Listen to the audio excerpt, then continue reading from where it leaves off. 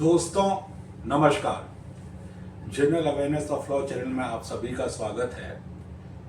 किराए पर घर देते समय लैंडलॉर्ड्स को क्या ध्यान रखने चाहिए? तो देखिए दोस्तों, रेंट पर आप घर दो तरीके से दे सकते हैं। एक तो आपको ट्रेडिशनल वे पता ही होगा, जिसको हम लोग लीज एग्रीमेंट कहते हैं, और एक दूसरा तरीका और होता है जिसको लीव एंड लाइसेंस एग्रीमेंट कहते हैं। दोनों में से कौन लैंडलॉर्ड के लिए बेहतर है, इसको समझने के लिए इस वीडियो को आप लास्ट तक जरूर देखिएगा, आपको काफी कुछ आइडिया मिलेगा। उससे पहले मेरा एक ब्रीफ इंट्रोडक्शन।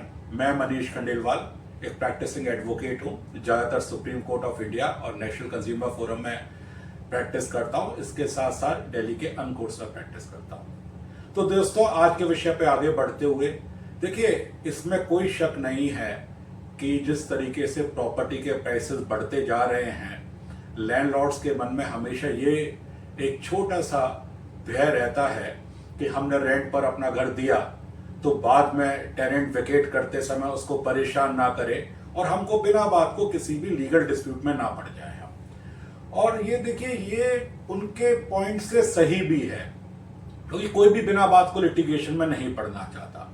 तो देखिए दोस्तों, जनरली शॉर्ट टर्म पर जब आप अपना घर किराए पर देते हैं, और ज्यादातर आजकल लोग बाग 11 महीने के किराए पर ही एक बार में घर देते हैं, तो उसके लिए आपके पास में दो तरीके हैं घर को अपना किराए पे उठाने के लिए। एक तो एक नॉर्मल तरीका है जहां पे आप रेंट एग्रीमेंट, लीज एग्रीमेंट के थ्रू करते हैं, और दूसरा तरीका ये है लीव एंड लाइसेंस एग्रीमेंट। अब ये लीव एंड लाइसेंस एग्रीमेंट क्या होता है, पहले तो यह समझिए कि इस लीव एंड लाइसेंस एग्रीमेंट को जो जनरली यूज करा जाता है, ये एग्रीमेंट यूज करा जाता है for a short term duration.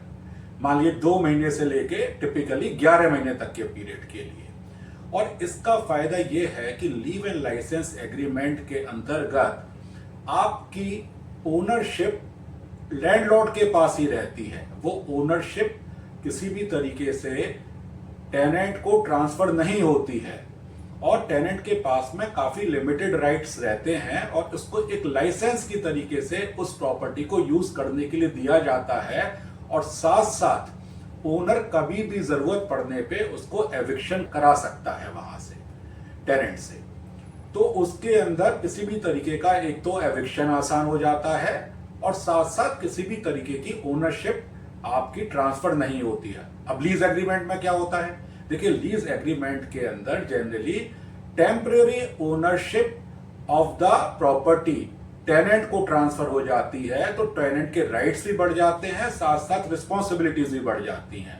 तो देखा यह जा रहा है कि आजकल पर्टिकुलरली मुंबई जैसे शहर के अंदर ज्यादातर जो भी एग्रीमेंट्स हो रहे हैं, ये लीव एंड लाइसेंस एग्रीमेंट के थ्रू हो रहे हैं।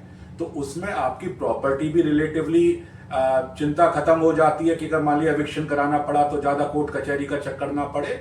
और दूसरा, क्योंकि उसके अंदर किसी भी तरीके से आप राइट्स जो है, इवन टेम्परेरी राइट्स टेनेंट को ट्रांसफर नहीं होते हैं, तो owner retains a lot of rights with him, तो पर्टिकुलरली द ओनरशिप राइट। तो बेहतर यही है आज के जमाने में कि अगर आप 11 महीने तक के आप एग्रीमेंट्स कर रहे हैं, तो लीव एंड लाइसेंस एग्रीमेंट के साथ में करिए, तो और वो ज्यादा हमेशा आपकी प्रॉपर्टी के लिए बेहतर रहेगा। फिर भी देखिए, आप स्वतंत्र हैं, आप किस तरीके से एग्रीमेंट करना चाहते हैं, लीज एग्रीमेंट करना चाहते हैं, लीव एंड लाइसेंस एग्रीमेंट करना चाहते हैं। बट दोनों के क्या फायदे हैं, क्या नुकसान है, वहां मैंने आपको बता दिया है। उम्मीद है आपको एक महत्वपूर्ण जानकारी आज इस वीडियो से मिली होगी। अगर आपको यह वीडियो अच्छा लगा हो तो इसे लाइक करिए, ज्यादा से ज्यादा लोगों को इसको आगे बढ़ाइए, और मेरे चैनल को सब्सक्राइब करिए। तब तक के लिए दोस्तों धन्यवाद, नमस्कार।